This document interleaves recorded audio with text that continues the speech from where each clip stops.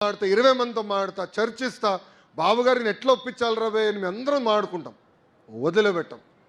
అది మనం చేయాలి.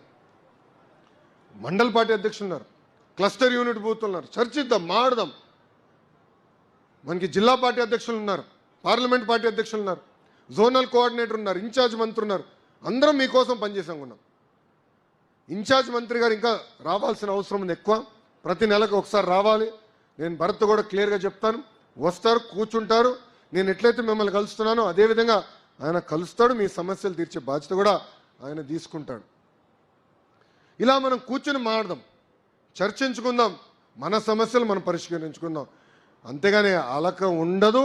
ఎవరైనా అలిగారంటే నేను కర్ర పట్టుకుని ఇంటికి వస్తారు. అబ్బాయి నేను చెప్తున్నా, ఇంక అలిగేదానికి లేదు.